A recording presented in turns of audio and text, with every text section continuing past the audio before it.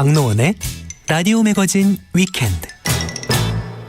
생활 속의 인문학 이호건 작가와 함께합니다. 안녕하세요. 네, 안녕하세요. 네, 설날 아침에 어떤 주제로 이야기해볼까요? 오늘 아마 명절이라서 가족분들과 행복한 시간 보내시고 계실 것 같아요. 해서 오늘은 행복의 속성이라는 주제로 이야기할까 합니다. 행복의 속성. 예. 사람은 누구나 행복해지길 바라죠. 하지만 현실은 행복하다는 느낌보다는 불행하다고 느끼는 경우가 더 많은 것 같은데요.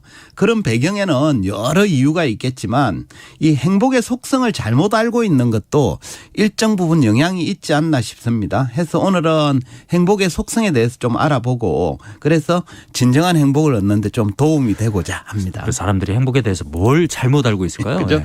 예, 대표적인 오해가 사람들은 행복이 운 좋게 또는 어떤 조건에 의해서 주어지는 것이다 라고 믿어서 별도의 공부는 필요 없다라고 생각한다는 점입니다. 네.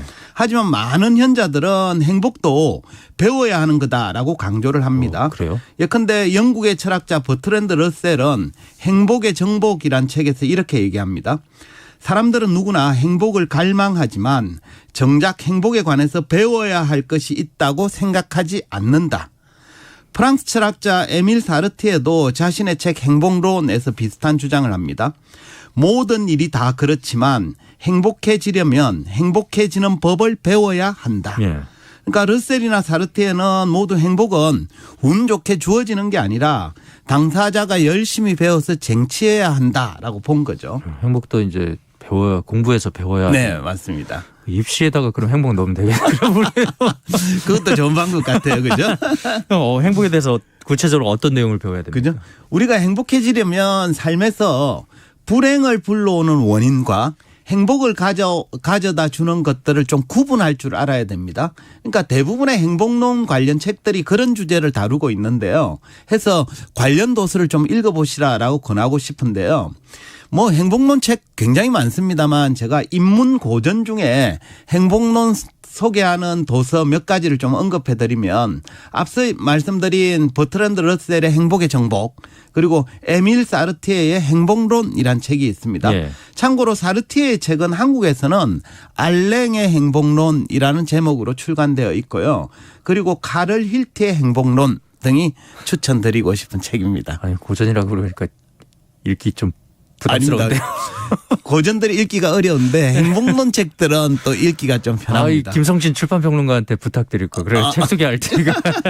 그럴까요? 연주 한번 읽어봐도 좋을 것 같습니다. 예, 맞습니다.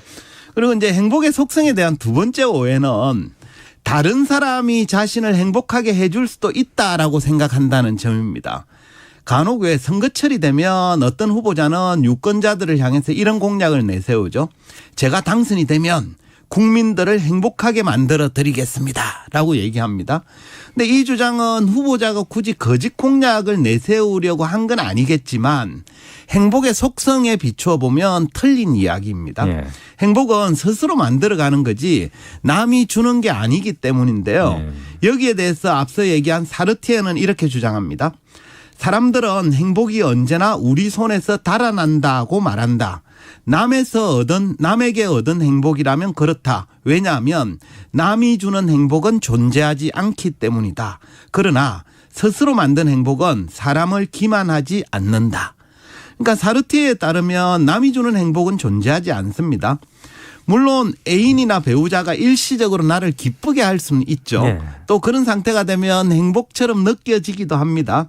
하지만 타인에 의해서 기쁨을 느끼는 상태가 진정한 행복이라고 보기 어렵습니다.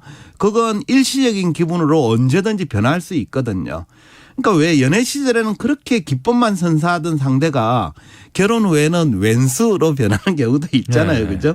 반면에 스스로 만든 행복은 잘 변하지도 않고 사람을 기만하지도 않습니다. 해서 진정한 행복을 원한다면 타인에게 기대지 말고 스스로 만들어 나가야 된다라고 말씀드리겠습니다. 상대에게 왜 나를 행복하게 해주지 않냐고 투정을 부린다면 이제 행복을 잘 모르고 한다는 얘기. 예, 맞습니다. 그죠?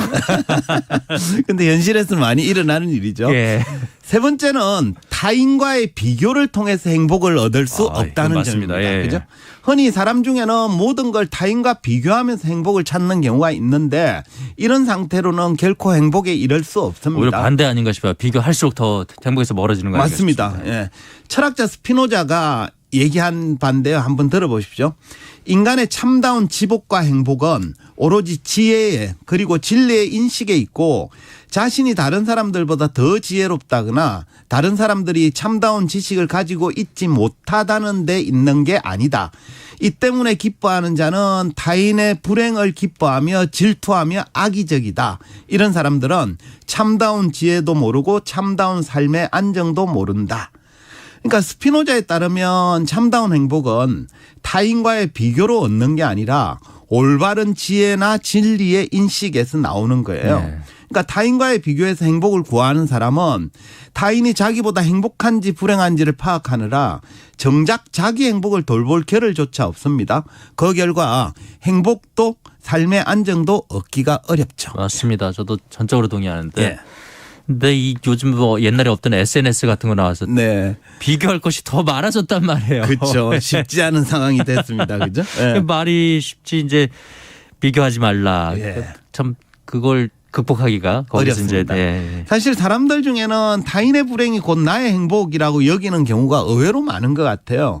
가령 자녀가 이제 목표로 하는 대학에 진학했는지보다는 옆집 아이보다 더 좋은 대학 갔는지가 중요하고 내 남편의 수입이 얼마인지보다는 친구 남편보다 얼마나 많은지 적은지에 따라서 행복 불행을 판단하는 경우도 있거든요. 이처럼 매번 타인과의 비교해서 행복을 찾는 사람이 있다면 좀 가급적 멀리하는 게 좋습니다. 왜냐하면 이런 사람은 자신의 행복을 위해서 주변 사람들 그것도 자기와 비교할 만한 가까운 사람들이 불행해지기를 바랄 가능성이 높습니다. 속담에 사촌이 땅을 사면 배 아파한다라는 말이 여기에 해당되는데요. 스피노자는 이런 사람을 두고 악의적이다라고 표현했습니다. 그러니까 이런 사람은 행복에 대해 무지할 뿐 아니라 사악하기까지 한 사람인데요. 해서 가급적 가까이 하지 않는 게 좋겠다라고 말씀드리겠습니다. 스스로도 일단 누가 비교하는 그 자세 자체를 지양해야 네, 맞습니다. 좋죠. 예. 예. 행복의 속성에 대해서 또 사람들이 자주 오해하는 것 중에 하나는 일을 하지 않고 휴식을 즐기는 상태에만 행복을 느낄 수 있다라고 생각하는 경우인데요. 그런가요? 네, 사실 뭐 하기 싫은 일 억지로 하면서 행복을 느낄 수는 없겠죠. 그렇죠. 예. 그죠? 근데 삶에서 노동을 완전히 없애버린다고 해서 행복이 찾아오는 건 결코 맞아요. 아닙니다. 예. 그러니까 철학자 카를 힐티는 일이 행복의 중요한 요소라면서 이렇게 주장합니다. 한번 들어보십시오. 일도 인간 행복의 커다란 요소 가운데 하나이다. 일 없이는 단순한 도취가 아닌 진정한 행복감은 절대로 주어지지 않는다. 올바르게 일해서 흘리는 땀이야말로 항상 새롭게 태어나는 끊임없는 힘과 쾌활한 정신의 비밀이며 그것들은 서로 작용하여 진정한 행복감을 만든다. 물론 힐티도 일 그 자체가 행복이 아니라고 얘기했습니다. 하지만 일을 전혀 하지 않는 사람은 단순한 도취나 쾌락에 빠질 뿐 진정한 행복을 맛볼 수 없다고 단언했습니다. 소설가 알베르 까뮤도 비슷한 얘기를 했는데요. 노동이 없으면 모든 생명은 부패하게 된다라는 거죠. 그러니까 적절한 수준의 너무 과한 거 말고요. 적절한 수준의 노동은 행복한 삶을 위해서도 반드시 필요한 거죠. 근데 적정 수준이 안 되고 다 과해서 이제 그렇죠. 맞습니다. 적정한 노동이 행복에 영향을 미치는데. 예, 그죠?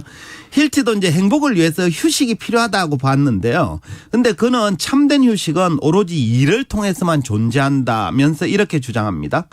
인간이 바라는 휴식은 육체와 정신이 전혀 일하게 하지 않거나 게으름을 피움으로써 얻어지는 게 아니며 오히려 몸과 마음의 적절하고도 질서 있는 활동에 의해서만 얻어지는 법이다.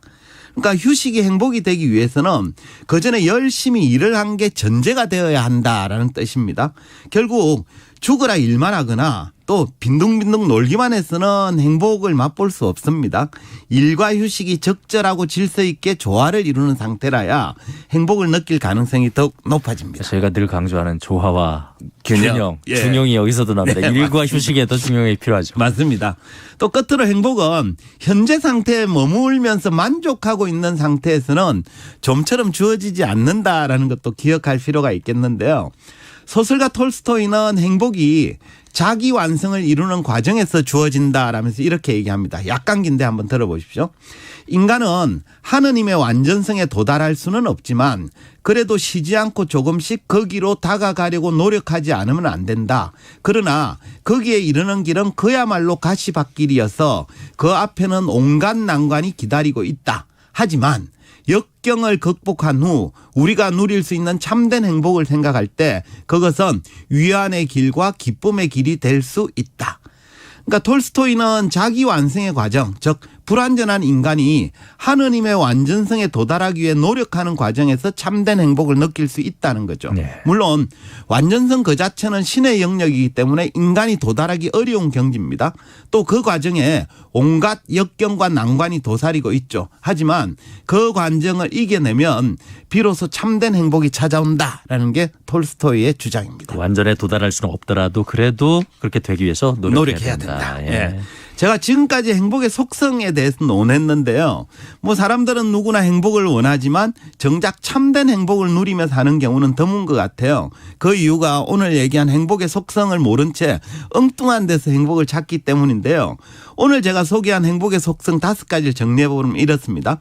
행복은 거저 주어지는 게 아니라 배워야 한다. 또 남이 주는 게 아니라 스스로 만들어야 한다. 예. 또 타인과 비교로는 행복을 맛볼 수 없다. 또 일과 휴식의 적절한 조화와 질서 속에 행복이 깃든다. 또 현재 상태에 머물지 않고 끊임없이 자기를 완성해 가는 과정에서 참된 행복을 맛볼 수 있다입니다. 그래서 이 5가지를 현재 자기가 추구하는 행복에 비추어 보고 어떠한지를 좀 점검해 보시고 올 한 해도 행복 가득한 날로 좀 채워 가시길 바라겠습니다. 여러분의 행복을 바라면서 네. 생활 속의 인문학 전해드렸습니다. 오늘도 이호건 작가와 함께했습니다. 도움 말씀 고맙습니다. 네, 감사합니다.